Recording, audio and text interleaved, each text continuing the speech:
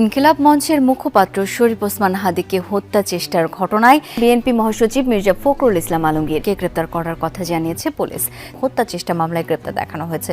তাদের 5 দিন করে রিমান্ড দিয়েছে আদালত। হাদিকে খুন করতেই ফয়সালকে জামিনে বের করা হয়েছিল।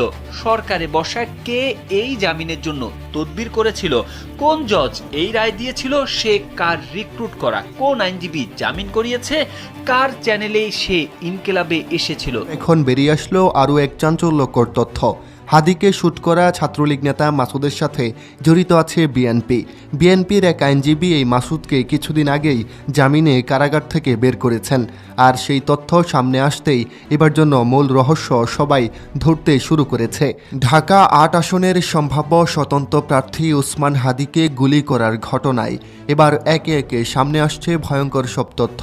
বিএনপি, আওয়ামী লীগ এবং ভারতের গোপন ভয়াবহ পরিকল্পনার অংশই ছিল ওসমান হাদিকে গুলিবর্ষণ। হাদি হত্যার তদন্ত এবার এক নতুন নাটকীয় মোড় নিয়েছে।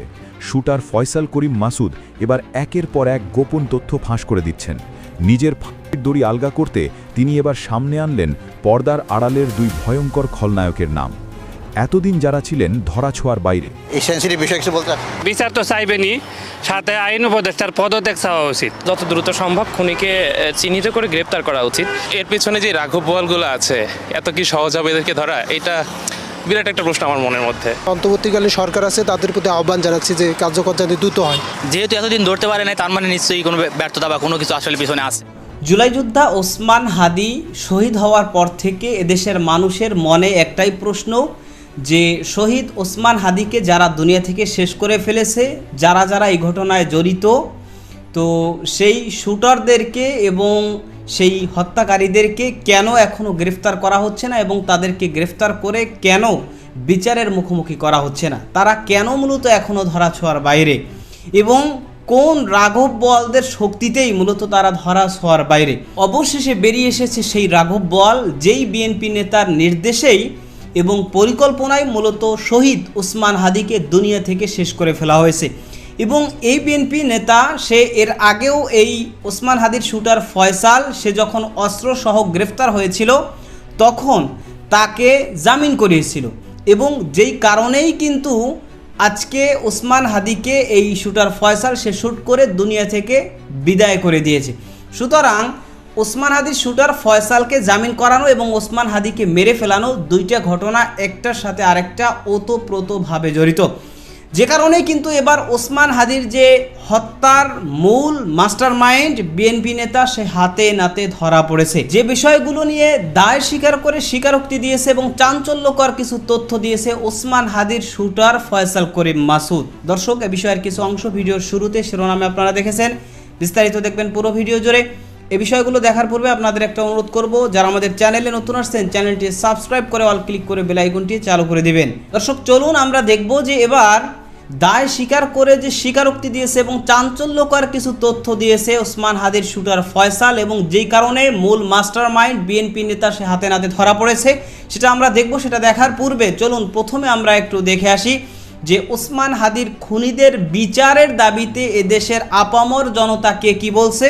সেটা আমরা প্রথমে কিছু অংশ দেখে এরপর বিষয়টা দেখব। ধৈর্য ধরে একটা লাইক দিয়ে ভিডিওটি শেষ পর্যন্ত দেখতে থাকুন। এই বিষয়টাকে আসলে পর্যাপ্ত গুরুত্ব দেওয়া হচ্ছে না, হ্যাঁ, এবং এর পেছনে আসলে কারা আছে সেই বিষয়গুলো নিয়ে তো প্রশ্ন সাধারণ মানুষ হিসেবে আমার থাকেই, হ্যাঁ।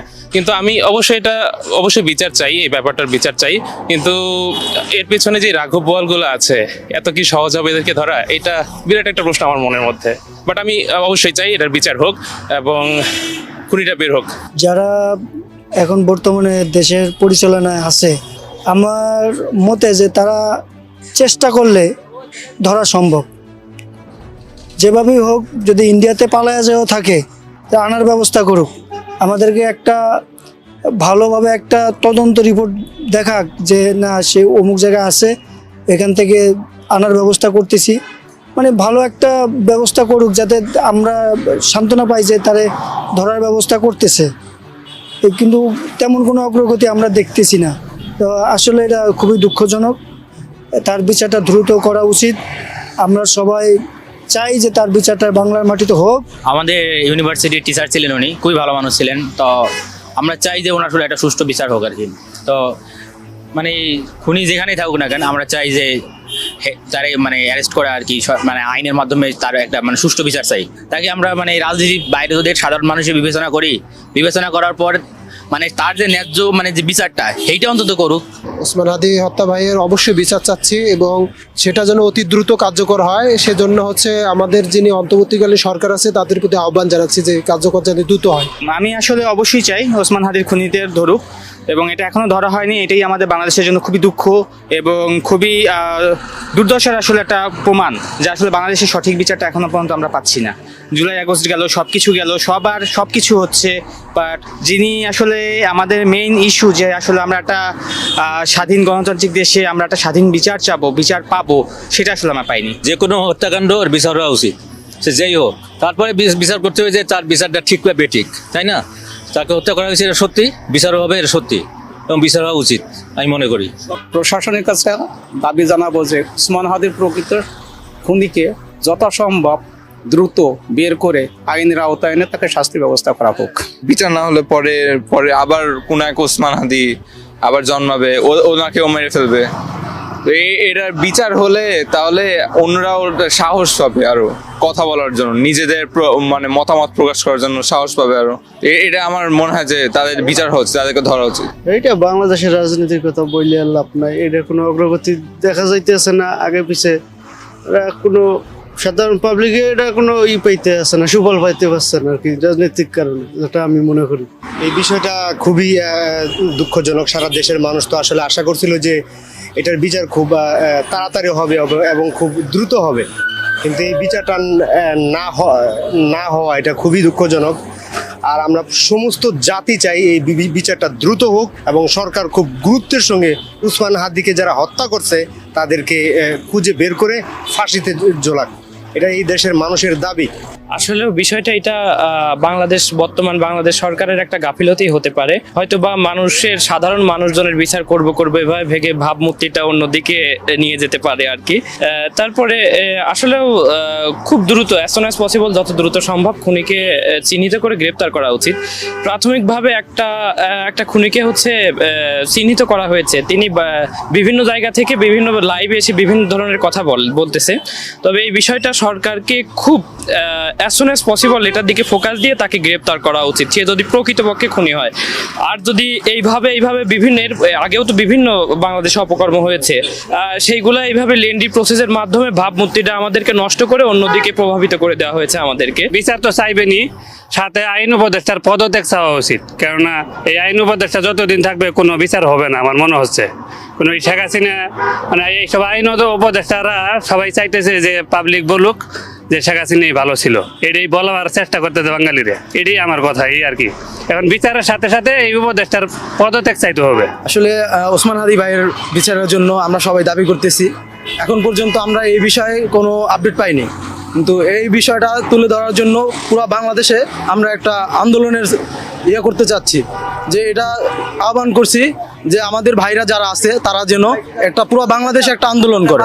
অবশ্যই এখানে তো আমি মনে করি যে যেহেতু ওনারা দায়িত্বপ্রাপ্ত, তাই না, এই বিষয় নিয়ে অবশ্যই ওনাদেরকে এখানে তদারকির ব্যাপার আছে এবং শক্ত হাতে যে এই কাজটা করা। আমরা জানি যে বাংলাদেশের প্রেক্ষাপটে বিভিন্ন ধরনের প্রতিবন্ধকতা থাকে, কিন্তু এরপরেও তো জাস্টিস বলে তো একটা ব্যাপার থাকে, এখানে আরো শক্ত হওয়া উচিত এবং অন্যান্য রাজনৈতিক যে দলগুলো আছে তাদেরও এখানে সহযোগিতা কামনা করা উচিত আমাদের। এইটা আমি কাউরে নির্দিষ্টভাবে দোষ দিতে পারবো না, যেহেতু এতদিন ধরতে পারে নাই তার মানে নিশ্চয়ই কোনো ব্যর্থতা বা কোনো কিছু আসলে পিছনে আছে, এইটা তো খুঁজে বের করা মানে প্রশাসনের কাজ। আমার তো আসলে আমি সাধারণ জনতা হিসেবে কি বলতে পারি, সর্বোচ্চ আপনি যতটুকু প্রশ্ন করবেন এর বাইরে তো আমার কিছু বলার নাই। সরকার নেওয়া উচিত, কিন্তু কেন হচ্ছে না এটা আমি সবাই জানে, আপনার চিন্তাও আছে আমার চিন্তাও আছে যে ঘটনাটা কি হতে পারে, এটা তো সত্য, আপনি নিজেও বুঝেন, এটা সত্যি কথা, তাই না? সরকারের অবশ্যই উচিত যাতে এরকম বলিষ্ঠ নেতা বা এরকম যে মানুষ দেশের জন্য কাজ করে তাকে অকালে যাতে ঝরে না যেতে হয়, এই জন্য দৃঢ়ভাবে প্রতিজ্ঞাবদ্ধভাবে এমন কিছু করা উচিত যাতে দেশের কর্ণধার যারা দেশকে এগিয়ে নিয়ে যাবে সাহসী বুকচিত্রে তাদের জন্য কিছু করা।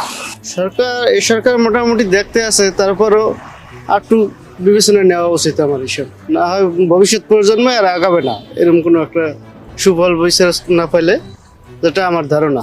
এখানে আমাদের ইন্টারিম গভর্নমেন্টের আর একটু দায়িত্বশীল হওয়া উচিত ছিল, যার কারণে আমি আশা করব যে আমাদের এই 24-এর যে উনি তো মূল ফোকাসের একজন নেতাই হয়ে উঠছিলেন এবং আমাদের জেনজির একজন নেতাই বলা যায়।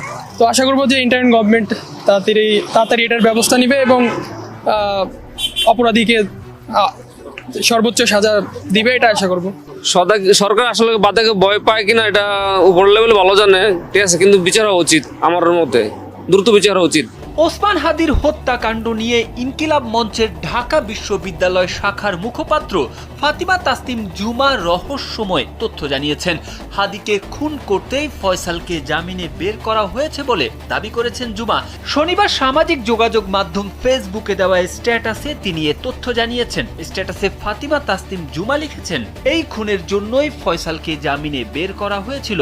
সরকারে বসা কে এই জামিনের জন্য তদবির করেছিল, কোন জজ এই রায় দিয়েছিল, সে কার রিক্রুট করা, কোন আইনজীবী জামিন করিয়েছে, কার চ্যানেলে সে ইনকিলাবে এসেছিল। তিনি আরো লিখেছেন, কবির নামে যাকে গ্রেপ্তার করা হলো তিনি সেন্টারে যেদিন প্রথম অ্যাটেম্প্ট নেয় সেদিন ফয়সালের সঙ্গে ছিল। ফয়সাল ছাড়া তার কাছেও লিড থাকার হাই চান্স আছে। তবুও কেন মামলার অগ্রগতি নেই? নতুন কোনো তথ্য পাওয়া যাচ্ছে না বলা হচ্ছে। এই প্রশ্নগুলোর উত্তর অনুসন্ধানী সাংবাদিকরা জাতির সামনে উন্মুক্ত করলে অনেক জট খুলে যায়। এদিকে হাদিকে খুন করতেই ফয়সালকে জামিনে বের করা হয়েছে বলে দাবি করছেন ইনকিলাব মঞ্চের ঢাকা বিশ্ববিদ্যালয় শাখার মুখপাত্র ফাতেমা তাসনিম জুমা। শনিবার সামাজিক যোগাযোগ মাধ্যম ফেসবুকে এক পোস্টে তিনি এ তথ্য জানিয়েছেন। ওই পোস্টে ফাতেমা তাসনিম জুমা লিখেছেন, এই খুনের জন্যই ফয়সালকে জামিনে বের করা হয়েছিল। সরকারে বসা কে এই জামিনের জন্য তদবির করেছিল, কোন জজ এই রায় দিয়েছিল, সে কার রিক্রুট করা, কোন আইনজীবী জামিন করেছে, কার চ্যানেলে সে ইনকিলাবে এসেছিল। তিনি আরো লিখেছেন, কবির নামে যাকে গ্রেপ্তার করা হলো তিনি সেন্টারে সেদিন প্রথম অ্যাটেম্প্ট নেয়, সেদিন ফয়সাল সঙ্গে ছিল। ফয়সাল ছাড়া তার কাছেও লিড থাকার হাই চান্স আছে। তবু কেন মামলার অগ্রগতি নেই? নতুন কোনো তথ্য পাওয়া যাচ্ছে না বলা হচ্ছে। এই প্রশ্নগুলোর উত্তর অনুসন্ধানী সাংবাদিকরা জাতির সামনে উন্মুক্ত করলেও অনেক জট খুলে যায়। এর আগে ত্রয়োদশ জাতীয় সংসদ নির্বাচন ও গণভোটের তফসিল ঘোষণার পরদিন গত 12 ডিসেম্বর দুপুরে ঢাকার পুরানা পল্টন বক্স কালভার্ট রোডে ওসমান হাদিকে মাথায় গুলি করে দুর্বৃত্তরা। ওসমান হাদি শুটার ফয়সাল করিম মাসুদ সে এর আগেও অস্ত্রসহ গ্রেফতার হয়েছিল, কিন্তু সে গ্রেফতার হওয়ার পর তাকে কে জামিন করিয়েছিল, কারা জামিন করিয়েছিল এবং কি উদ্দেশ্যে মূলত তাকে জামিন করিয়েছিল, এই বিষয়টা নিয়ে কিন্তু এখন ব্যাপক আলোচনা এবং পর্যালোচনা হচ্ছে।